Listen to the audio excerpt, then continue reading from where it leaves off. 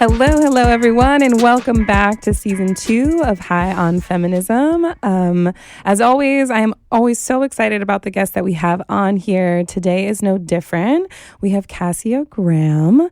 She is the Director of Community and Strategy at Cannaclusive. She is also the co-founder of the Black in Film Festival, which focuses on sharing the stories of Black filmmakers.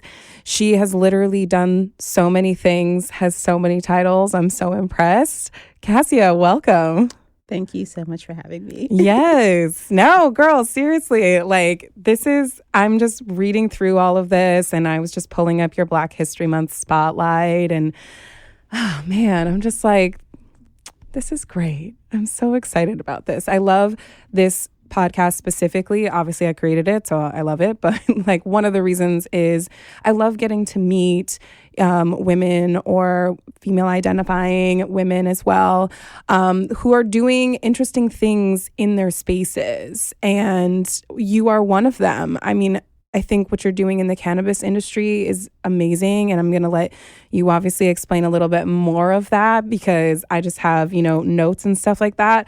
But I love getting to know other women and what they're doing. I want to be able to change the way that women relate to each other, in the way that we support each other, the way that we, kind of competition is always great, but like trying to kind of limit that competition. I think that I'm a big fuck society and all their thoughts. So, society tries to pit women against each other all the time.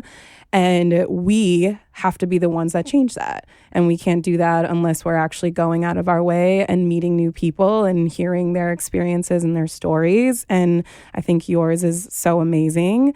And let's start with how did you get into the cannabis space?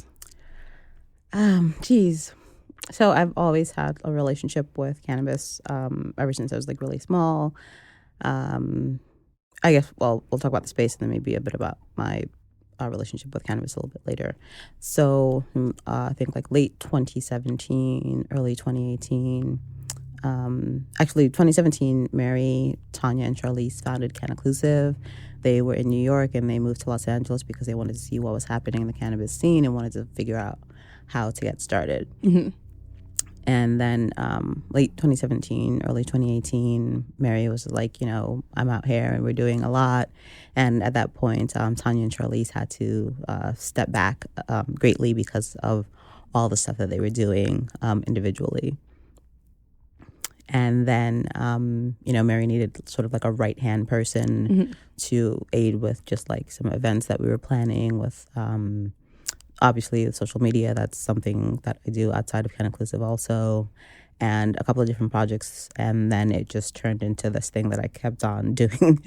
And so, went through a couple of different paces where at one point it was just the two of us. Yeah. And then the team kept on growing and growing, and we're a lot bigger now. And so we have folks who are in, obviously, New York, New Jersey, Florida, Chicago.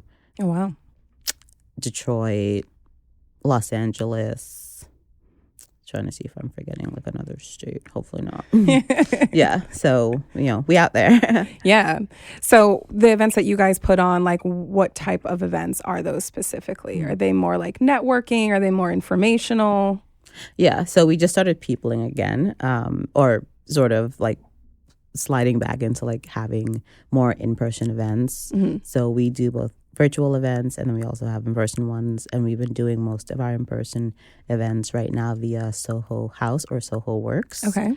And those tend to be more on the informative side, but there is also a networking leg. We've had women in cannabis in New York talk about their experience being in the business. Then on 418 and 419, we're doing a series called Behind the Brand, which is basically we're going to be having a Monday, today. We're going to have people who are already in the industry talking about their brands and cultivation and so on. And then the following day is going to be more so people hearing from those within the industry who are either publishers, so High Times, public relations, Mattio, and a couple of different organizations they're basically going to tell the audience like what it is that makes your story compelling, that will make us want to write about it or to take you on as a client and things like that. Oh, that's very cool. So obviously this episode is going to air after this event happens, but it's good for everyone to kind of like check it out. I'm trying to get a lot more into like the cannabis event space as well, you know, just networking and seeing what other people are doing out there. I got asked the other day if I was going to start my own like cannabis brand. And I'm just like, that is like, yeah, that'd be dope. But like, when do I have time to do that? You know, like, where do you find the time to do all the things that you've been doing? I really don't know. I'm like, where am I even borrowing this time from? Because when I was sick, I lost a lot of time, and I got into like this weird thing was like, I can make this time up. No, you can't. Yeah. It's like time is not real, but it also is real, if that makes any sense. Yeah. Yeah, so let's talk about that. So you have had back-to-back battles with Hodgkin's lymphoma. And, you know, one of the great things that I think about cannabis is the healing properties that it does have. And especially over the last few years, I feel like it's kind of coming to the forefront a little bit more. There's a lot more people that are trying to educate others on how we can use cannabis for cancer or MS or, you know, all these other ailments that, you know, mental health even, you know. So what has been your experience with the cannabis? Like, what are those products that you're taking? Like, what does it do to like help you personally while you were going through this? Yeah. Well, I actually have a really long history, as I mentioned earlier. The first time I actually consumed any kind of cannabis product, I was 2.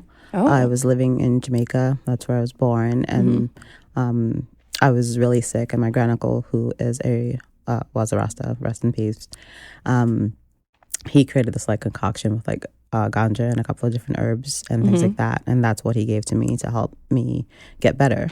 So it's always, and it's something that I didn't start talking about until recently because you know, there's like that stigma, and not even like I talk about like other cannabis use, but like I didn't want people to think like when I was a toddler, my mom was like, "Here, have this weed." Yeah, here's a joint, baby. Yeah, and it's funny because it wasn't until I don't know, maybe 2 or 3 years ago that my mom actually even consumed cannabis. Although she's a crafty person, we've always had it around us because she would actually use it to make like different types of salves and tinctures and things like that. So it wasn't, you know, but she didn't. It was like, you know, for muscle pain and this, that, and the other, not for like her to consume. But obviously in high school, I went to a performing arts high school. Gotta get the juices flowing. Yeah, we were out there. We had to, you know. I mean, we already creative, but, you know, you have a little something extra and helps to get those juices flowing. So definitely experimented with cannabis a lot when I was younger. Also in college, went to a film school. And it's funny, they're always like, oh, gateway drug. And I'm just like, not really, because like, yeah, there's some other things that I've done, but I wouldn't say that cannabis like led me there. If anything, like blame it on alcohol or something. Yeah, right. I don't smoke weed and then be like, oh, I want to do some crystal meth, you know, like. Exactly. So I'm just like, you know, we forget like I think one of the more potent and readily available drugs that doesn't carry as much stigma or detriment to BIPOC communities, especially Black, Indigenous, and Latina communities.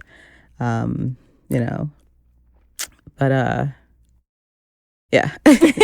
So, and then eventually when I got sick in my like mid 30s, I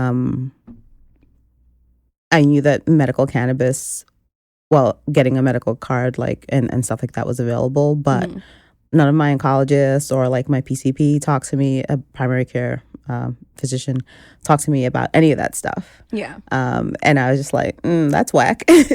But obviously, you know, with it not being federally decriminalized or legal, although it was legal in New York, there is a lot of stigma in the medical world because people are worried about their licenses. Yeah. And if something happens to a patient, then it's just like, you know, does that fall back on them? And then also just like not having the knowledge. And so I'm not a medical patient, and I wasn't then. And so I was just like, okay, I have access.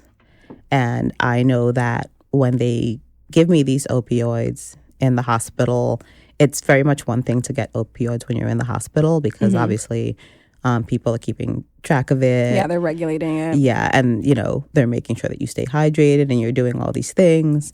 But when you are home and you're taking care of yourself, it becomes much more difficult in lots of different ways because, they were giving me certain medications and the pain relief would be almost immediate, but then it would be such a short duration. Amount of time, yeah. Yeah, so a half an hour of pain relief. That's great, fantastic. Not really, because then you'd have to wait another 4 to 6 hours.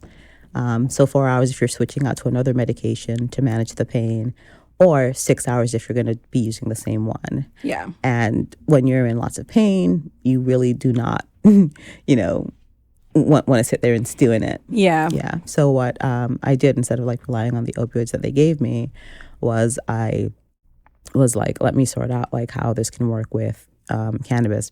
And also had to keep in mind I was in chemotherapy, and also the second time I had chemotherapy and another type of immune therapy with that. And so just a matter of what I typically tell people is to start low, go slow, see how that works. Yeah. Because you have to be mindful of any other medications that you may be taking. This is not medical advice, by the way. gotta make sure I throw that out there.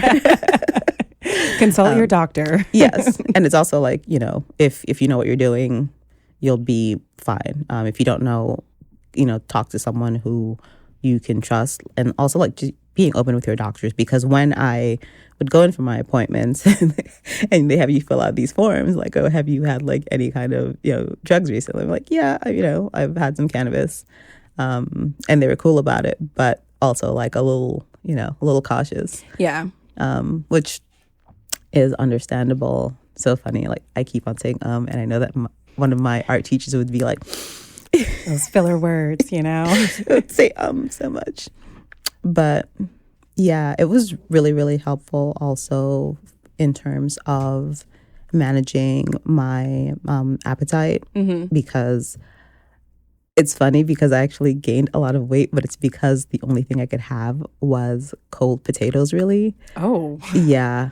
So I developed something called mucositis from the chemotherapy. So it basically made water spicy. Okay. So I couldn't have anything that was hot. I'm a coffee person. So you have to have cold, lukewarm or cold coffee. Lots of foods did not taste great.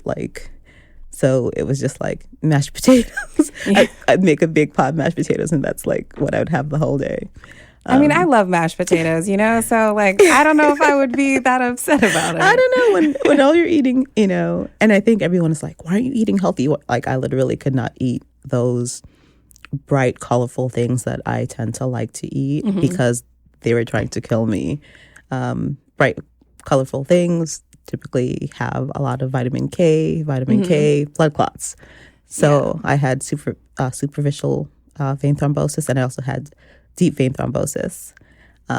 All super serious things. Yeah. And so it was kind of heartbreaking, well, you can't have these fruits and you can't have these vegetables.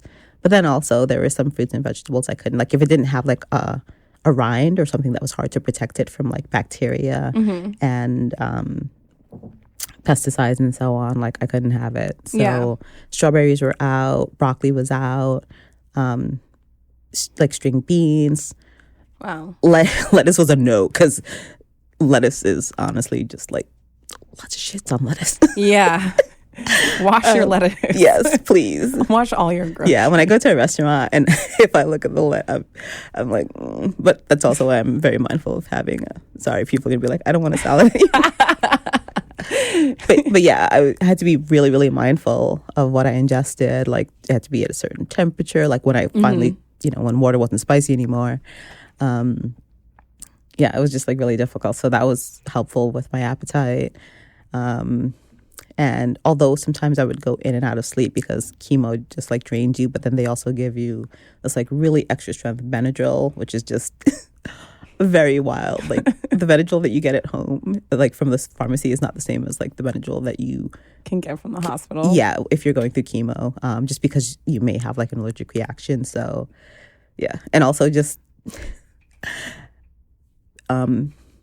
there was the regimen that I had. There was one medication, they called it the Red Devil, and yeah. And that particular one was always like pushed via hand versus like it being in the machine. Yeah. And that's because it's like really volatile, and it's like it smells terrible. Like you afterwards, it's in your pores, and they really encourage you to like drink as much water as you possibly can, just to like try to flush whatever it is that you can out of your system, and you see it.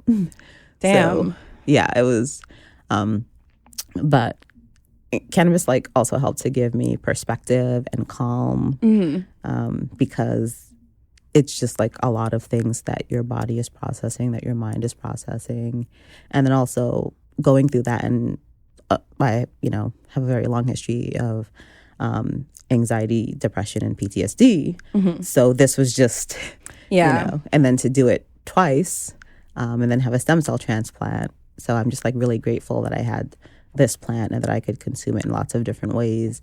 And then that's also when I had to take a break from smoking. And so I was probably having like more edibles and doing more sublinguals and things like that versus, and definitely lots of topicals for like the muscle pain. And yeah. Definitely. Yeah, I mean, my mom passed away at the end of 2019, and towards the end, we actually had a conversation with the doctors about like, hey, can I, bring her some gummies or something like that? Her appetite was kind of like weaning away, and my mom was like so straight edge, like my entire life barely drank. I remember when she like drank at my friend's wedding. And I was like, this is weird. I'm so happy you don't drink. So, like, she doesn't do any of that stuff. I think, like, she smoked, like, cigarettes back in the day. That was about it. So she was, like, up and ready for it. And I was like, this could be a cool experience for us to kind of, like, have together. But, yeah, I think that the eating is what really, helps people that are having a difficult time, whether it is because of, the medications they're taking or the procedures they're going through. But the pain is also like so strong. I tore my Achilles in October. Yeah. And when I got home from like the surgery, I just was like stoned the entire night because, I didn't take any of the medication from the hospital itself. Like my family has had issues with, addiction in the past. So I try to be very conscious of that. And fuck, I wish I had them. It was like the most excruciating pain when my foot started to kind of unnumb itself. But, I was like, let me just take some like extra strength Tylenol and I'm just going to smoke a bunch of weed. And it really does like help you. And I feel like it not only like actually almost like travels down to that ailment spot, but it also, like you said, like helps you relax your mind so you're not even like thinking about the pain so much either, because that's where it like that's almost how it like the pain is even worse is when you're just like focusing on it in your head, like, oh my God, this spot is so fucking painful right now, and instead it like calms you down and you're like, okay, yeah, like it's okay. My condolences to you. Thank you. I know that like cannabis can also help people like the grieving process. Is that like something that you? Yeah, I mean, my family is very stressful. Love you guys, but you are very stressful. So, to get through like the funeral and all that stuff, I definitely spent a lot of time just outside by myself, like with my dog, just like smoking and just trying to like, when I use it to like calm myself, I really like, I'm into yoga and stuff. So I do a lot of like yoga breathing and stuff while I get high and really, inhale and kind of let it go over my body, because it really does kind of almost like bring me into my own head and able to really, think about something in a calmer way, like still think about the fact like, oh, I just lost my mother, but think about it in like the positives maybe, or, you know, memories of her or whatever it might be. And then sometimes too, it's kind of like, I just want to fall asleep, you know, and you're just sitting there crying yourself to sleep. And so you're just like, great photo. You're just like, I need to just like get high so I can just knock out, you know, just take a nice little nap. Forget about I'm things. sorry. I saw it at the corner of my eye and I was like, it's a great photo.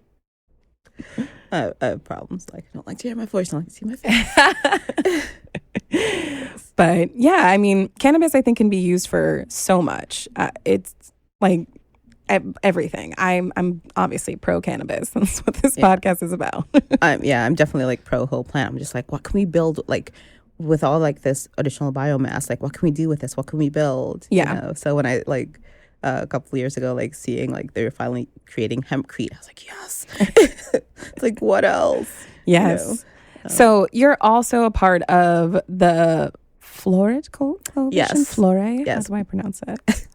It's floret, just like Floret. the floret that's on broccoli. Okay, Yes. that's what I thought, but Yes. I wasn't sure. I named it. I'm very proud of that. Okay. I'm like, The Floret Coalition, which is in partnership with Broccoli Mag? it is via Broccoli Magazine. Okay.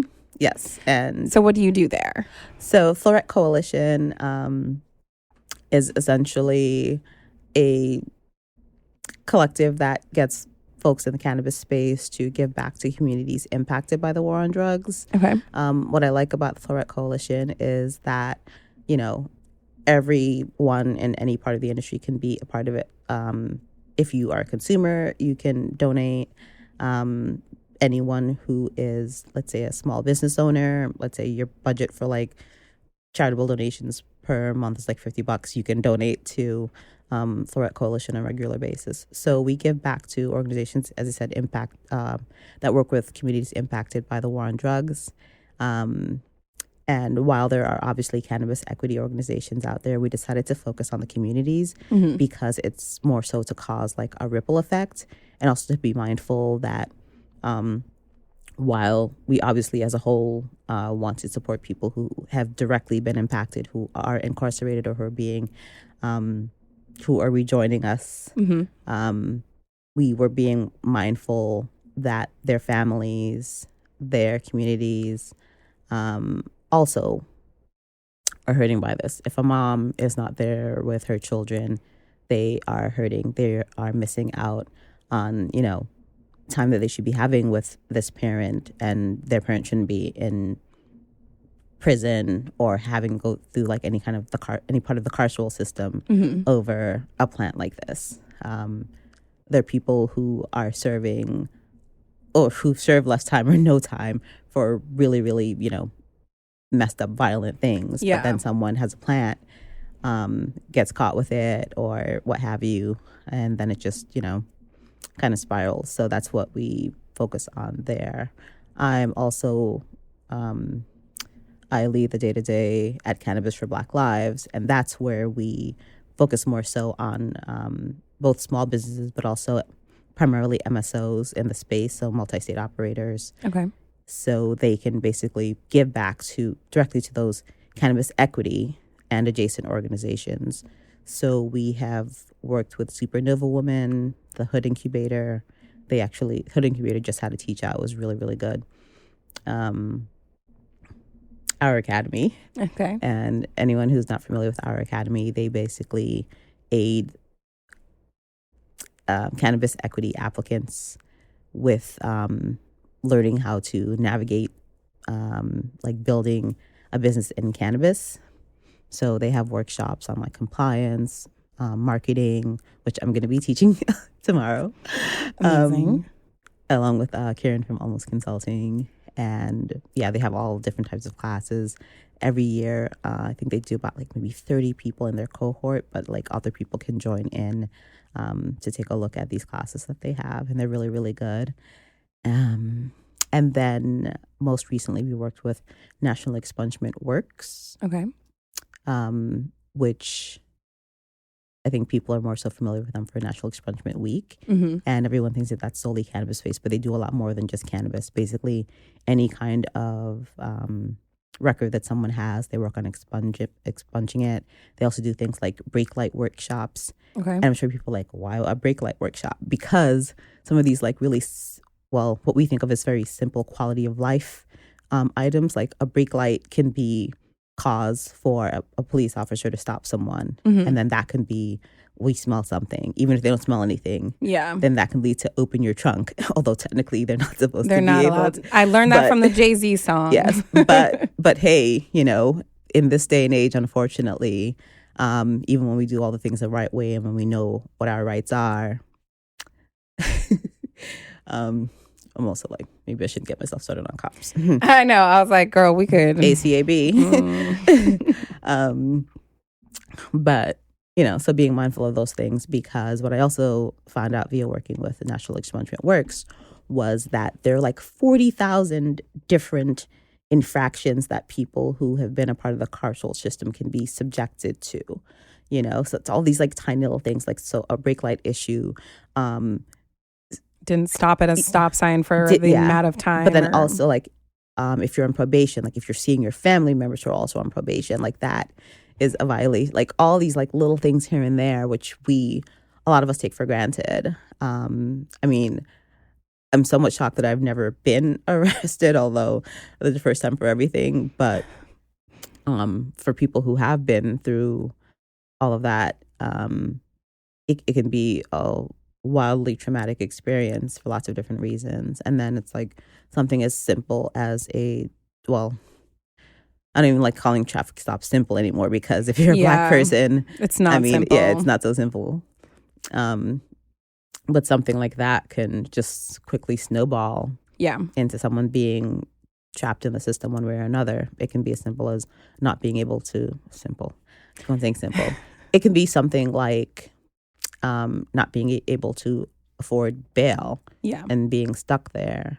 And while lots of people in the red parts of New York who are very upset about our the bail reform work that people have been doing, it's doesn't make any sense to have people in jail for these like very minor crimes and things that, like, there's some things that shouldn't even be crimes anymore, or and then you'll start to think about how people are treated in the system. And there is like a black, white, and sort of in between issue where if you don't fall into a certain part of like the racial spectrum, you're more likely to face 2 to 3 times more jail time, or like have a stiffer sentence, all these different factors. So those are things that people need to take into account. Yeah, I was on a road trip a couple years ago, and I was like driving across middle of like nowhere, Illinois or something, like the southern part. And I was about to like light my joint, and I was cruising out there. There's like a straight line, so I think the speed limit was like 70, so I was going like 80, 85, and I got pulled over. And I was like, at first I was like more annoyed that I was getting like a ticket or whatever, and then I was like, hold the fucking phone, Jessica. You are by yourself in country ass southern Illinois, and you have lots of weed in this car. And I was on a road trip, so I had a lot of stuff in the back too, so that could be looked at and determined as a number of things. Like if I was a white girl in the car that I was in, they probably would have been like, oh, she's on a road trip, but as like a black girl with all this stuff in the back, they probably thought I was like homeless or living out of my car or something like that. And I was immediately like, holy fucking shit. And I'm like trying to figure out where I should put everything and like make sure it's all hidden. And, thankfully he was nice, but he was the stereotypical, I would say, like white male officer, got the mustache, walking up thinking he God's gift, who knows. But thankfully he was nice about it, and he didn't really like poke around, but my car smells like weed 24/7. And thankfully, I am one of those people that just like, I like to drive with the windows open as much as possible, so it sort of gets aired out. But yeah, like you said, like any excuse, I'm like, all right, let me put my phone down, let me do all this stuff, let me talk so nice and shine up a big smile and all this stuff so that he doesn't feel some type of way about wanting to maybe be like, It does actually kind of smell like weed. Yeah. Or like, oh, like, were you on your phone or whatever the hell? So I was just like, dealt with it, got a ticket, moved on. But I was definitely like shook up about it. And one of my clients, Onyx Therapy Group, they're a Black mental health group out of DC. She just did a conference out in the University of Wisconsin. On the other side of, not the Wisconsin side though. I don't know what other states over there.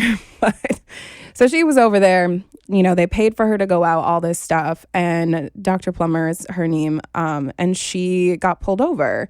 And the cops were kind of giving her a hard time and, you know, trying to see why she was in town and all this stuff. And when she finally like let them know, like, I'm speaking at the University of Wisconsin, you know, she said that she felt like they kind of changed their tone in the way that they were talking to her, because it was almost like, oh, a lot of people know that she's here, you know, like if something happened, that would be an issue kind of deal. And, oh, like she's speaking, she's a doctor, she's a professor kind of thing.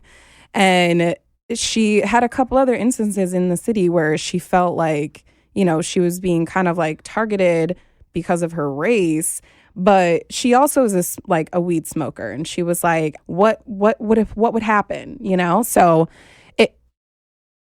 cops, we could have a whole ass like 10-hour conversation about that, you know. I'm sorry, but fuck the police. But yeah, for Black people, people of color, minorities, like not just about Black people. And I was reading one of your Black History Month spotlights, and you were talking about that specifically, about how we tend to always kind of think about the Black and the white, but we don't think about the other marginalized communities. I know that you're doing some work with like disabled people. Interestingly enough, my mother was disabled as well, so I'm very versed on like the disabled community. You know, other minorities of color, whether that's Asians, Pacific Islanders, Native Americans, you know, there is so many other minority groups that we don't focus on sometimes. And I think, well, not sometimes, a lot of the times. Yeah. And I think it's great that you're doing that work. So what specifically are you trying to do in that space?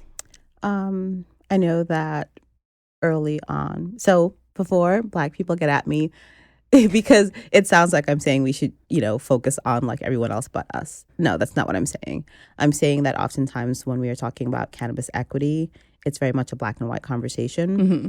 And we have to be mindful of pulling other folks of color in, because it's important for them to also be able to tell their stories.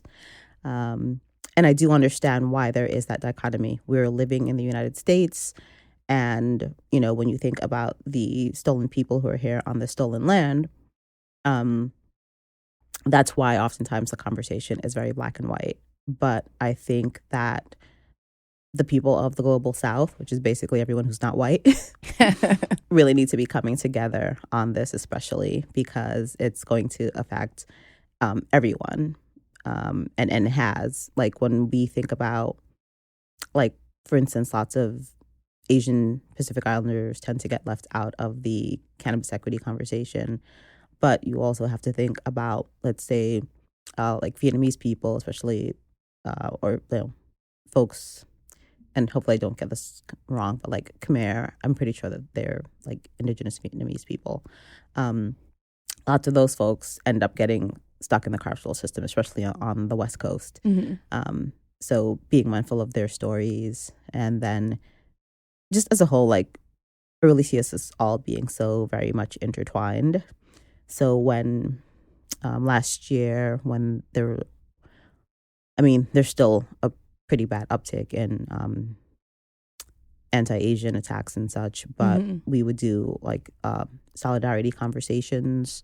So we did that via sessions with Geraldine, Karen from Almost Consulting, Lauren Yoshiko, and a couple of different people, and basically just like brought Black and Asian people together to have this conversation about solidarity and about equity, and about what we can do for each other in terms of like bringing our communities together. And mind you, I'm very like cautious of people like using Black people as mules. I've had to tell people of various races all the time, like, Black people are not mules, and like there's some times when something will happen, and for some reason people will try to like pull Black folks into the conversation in a negative way, and I'm just like, you can keep our names out your mouth, you know? Yeah. Because sometimes people would be like, oh, well, this thing happened and everyone got behind Black people. Like, no, because like Black folks have to be hyper vocal. Black folks are also hyper visible, and with that visibility, it doesn't mean that you always get that protection. It's like we literally have to do that for survival. Yeah. Because when it comes down to it, and I think that though many of us are committed to solidarity, though I can't really blame some people who are not, because it's tough out here. But I mean, just as a whole, with this particular conversation, especially in New York, Black and Latino people, although Black folks can also be Latino, obviously. And some people will be upset, like, why are you saying Latina and not like Latino or Latina? Because anyway, everybody gets upset about everything. I'm just like, I'm trying to do great, okay? And if I slip up, I'm sorry, yes. you know? But I'm also a non-binary woman, so I know that it sounds very odd, but I'm also kind of trying to like murder gender. Yeah. Just like, we don't really need it for much anymore, you know? And it's funny because I'm refreshing my Spanish and learning some other languages. And I'm just like, why do we need the masculine and the feminine for, you know, you literally for the languages too. Yeah, add like an A, an O, or an E at the end of something. I'm just like, do we really need to go? It's really weird when they get into inanimate objects being male or female. And that's when I really get lost. I'm like, wait, what? But Yes. then like you have a map. But then some are not. But a map is El Mapa. No, it's not. Yes. Is it? Okay, yeah. I was like, yeah, it Yeah. is. So it's like an A, but then you have like the masculine like pronoun there. So I'm just like, wait, what? Yeah, like in German, like das, which seems more gender neutral, or then there's die, so for the feminine, and der for the masculine. I'm just like, you know, and it's sometimes it's a difference between, you know, an E or no E at the end of something. Yeah. I think everyone needs to just like mind their own business when it comes to what other people like. Why does it matter to you how I identify? You know, like, or who I'm with. Like, why does it not your life? You know, mind your own goddamn business. Go worry about something else. Go fix your house. Like, yeah, and I mean that's something else that I feel that cannabis and mushrooms like definitely helped me with. Or just like being accepting of myself more and not giving like as many fucks. Okay, mushrooms. So I just recently started getting into mushrooms. What's your experience like then? How do you feel like it helps you, like you said, like yourself, basically? For one, I consider myself a fairly calm and laid back person mentally, but my body is stiff as hell. It is so just rigid. And it's also because not being able to move the way that I used to. And when I was a bit younger, I was like heavy into yoga and I was flexible as hell and just like really serious about my practice. But when I got sick, it was just like, yeah, you can't people anymore. And you're also tired all the time. Yeah. So, but it's something I'm working my way back to. Sometimes like my mom will see me and we have like a small freezer and like my foot will be on the freezer. I'm like just stretching. But with shrooms, it takes me to a very contemplative place. But it's not my typical mode of contemplation, which can be a little chaotic and a little traumatic. Really helps me sort of clear my mind and focus. And I'm so, for them, typically very calm, and my body just, the muscle just feels as if it's like melting away, but in a good way, because I've had muscle relaxers and it just feels like your muscles are being ripped off the bone. Oh. Yes. So I don't even know what they call them, muscle relaxers. They should just call them like muscle rippers or something. Separators or something like that. So definitely that calmness, clarity. And I just feel really good. And sometimes like I'll have just a really good time, just like giggling and very genuine giggling. And I think that it's really important to do that because there is so much joy that is sucked out of us on a regular basis. Yeah. Whether it is via our occupation, family stressors, just looking at the world around us. I mean, right now, when I'm not consuming anything, sometimes I'm just like, am I on drugs? Because it's like there's a pandemic, then there are like tons of wars that are going on. There's a shooting that just happened. I'm like, which one? Because every time so it's been really helpful in terms of dealing with a lot of those stressors. That's great. So I don't know what you do in your off time, but I would love to know, like, when you're not out here, fighting for everybody else, like, what do you do in your downtime? I'm not gonna lie, I do binge a lot of Netflix. That's fine. Do you, but girl? It's like all of the cooking shows, all of the DIY. Well, not so much the Great British Baking Show. Yes, but also there was one that was like about like engineering and like cake making and that was like a really cool show. I'm really into sci-fi and art and music. I'm just like a kitchen sink. My aesthetic is the kitchen sink. That's it. That's the only way to like describe myself. But I mean, I have an arts background and I'm trying to get back to that a bit. Every year for the last 2 years, and now I'll do it this third year, I participate in a kind of like a collective compilation called Concept of the Year via a multidisciplinary studio called Yummy Colors. Okay. And that's like kind of like the highlight of my year in terms of the art that I create, because I get to work typically on a sizable piece or a piece that's like really meaningful for me. Mm-hmm. So the first year I did a piece called Say Her Name, which was, I think it may have been 20 different names of women of any experience, whether cis or trans, who were victims of state violence and then also just like cis male violence also. And that piece like really just broke my heart, and it looks really, I can't say basic because it's like lots of layers with it. Mm-hmm. But if people know the amount of time that it took me and like the like mini breakdowns I had while I was creating it, they'd be like, what? How big is this piece? Oh gosh, I can't quite remember the dimensions. It's digital, but I'm going to get it printed. But my goal for it was to fashion into a couple of different familiar pieces for Black folks, primarily like, so I wanted to like fashion into a do-rag, a scarf. Oh, cool. Yeah, it's really beautiful, and I can't wait to like actually print it. Then the most recent piece that I did was for our sleepwalking / sleepwaking prompt, and that is like 18 by 24 inches. Okay. And I really, really love it, and I'm like gotta like see about getting that one framed. So we don't know what the concept is this year, but I want to like do whatever it is bigger and better and bolder, and sort of like, giving myself a way to abandon when I'm with whatever it is that I create. Yeah.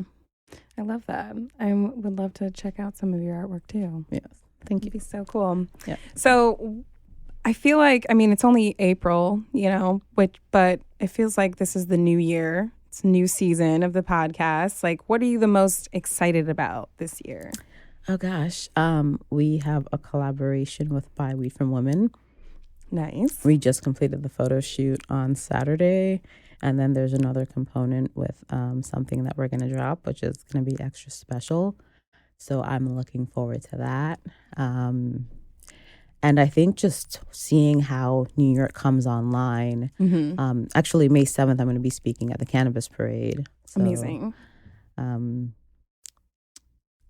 Yeah, just seeing like how New York comes online, and the people who are from the city and from the state who are going to be entering into the industry for like the first time. Yeah. And then the people who've been planning and growing and being in community with each other, and how that's all going to unfold. I'm really just excited to see what it is that we do. And I hope that there are as many people on board as possible. I don't believe that anyone actually has to consume the plant in order to appreciate it and to appreciate the work that we're doing here. Yeah. There's a pretty good chance that most people know someone who uses cannabis, whether it is for medical use or adult use. I don't say recreational. It's a medicine first. And adult use just means adults will be using it, not with reefer madness. I like that. Yeah, everyone's like, oh no, kids are gonna have like easier access. No, actually, no. In fact, we may get to a point where cannabis is so like uncool for people under the age of like 21. Yeah, they're probably gonna hate it at that point. Exactly. Yeah, but I'm just like, it didn't rot my brain. It didn't make me a bad person. There are lots of people who have never had a drug in their life, and not even alcohol, who are horrible people. Yes, very so true. It's not a matter of, it's all about the person. Exactly. It really is. And I know so many people who, may smoke up like every day, and they are doing fan-fucking-tastic. Like, yeah, I mean, that's me. I smoke every day. They're doing, incredible things. And then, that's also, I don't smoke every day because I can't. And towards like the beginning of the pandemic, like because of the risk of COVID. Yeah. And then also, although like I knew where all my vape carts came from and knew that it didn't have any of that stuff in it, but I still was being mindful of my consumption, as I stated. Yeah. So people don't like have to consume every day to still support like cannabis decriminalization or legalization, etc. And then that's the other thing. It's just like on the federal level, it's just like, okay, well, do we want decriminalization? Do we want legalization? Lots of people are looking at, I wouldn't say like necessarily the failings of legalization, but just where there have been so many roadblocks and so many issues. And sometimes with legalization, they basically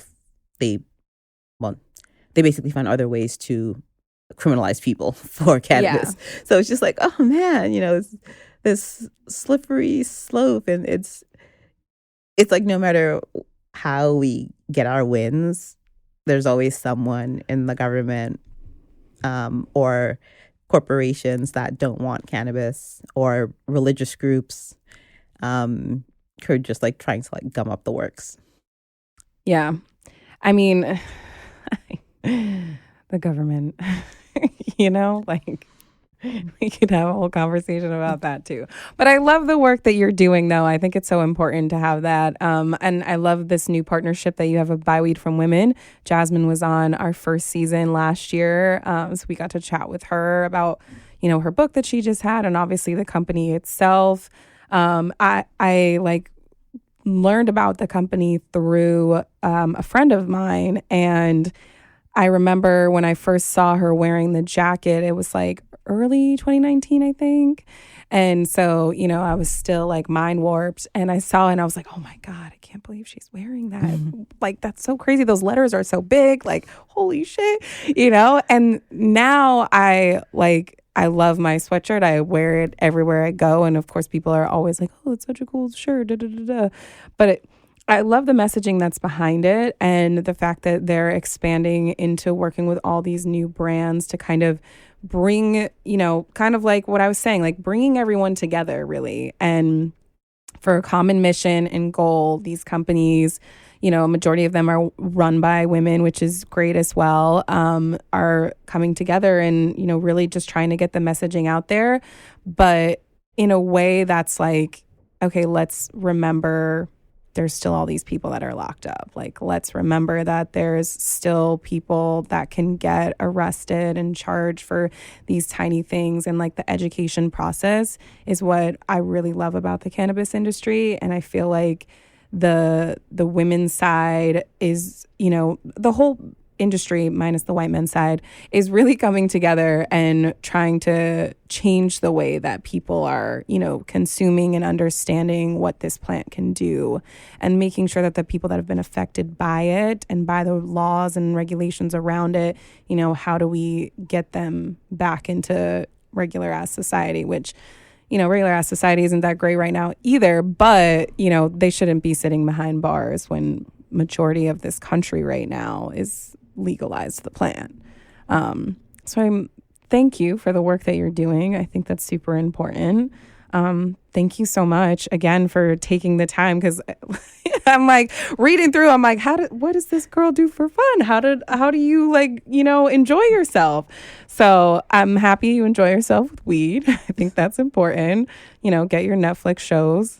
Yes. Do the damn thing. I do far more than that, but I'm just like, this is what comes to me at this your moment. Your art, yes. And because I haven't been able, I actually went to the art expo, maybe 2 weekends ago, and that was a really good time. Just because I haven't been able to go for a while, because first a couple of years I was obviously sick, and then the pandemic. So I was just like, okay, I can. And thankfully it wasn't too packed. We went on more of an off time, but just being able to see all this really amazing work from all over the world, that really inspired me. And then there were some Black folks, both from the United States and the diaspora, who were there, and I was just like, yes, it feels good to be out there and be able to see all this really great stuff. Yeah. Yeah, I used to go to lots of live shows, but can't be in those crowds anymore. Yeah, so, well, I didn't really like going out anyways. I'm such a hermit, especially in my old age. I'm like, I'll just stay in with some wine and some pasta. It'll be great. Yeah. The last show I saw before the pandemic, before it was officially we're in it, was. I forgot the venue, but the name of the band was Cleopatra. It was a rock band from Canada. Oh, cool. And it was sweaty, and it was we were packed, jam packed, and I'm just can't do that anymore. Not for right now. Definitely not. Well, I'm excited to, hang out again this year. I know you're going to be coming on a High Talks episode. We're planning some fun collaborations that, we'd love for you to be a part of. Where can everybody check you out? You can find Cannaclusive at cannaclusive.com.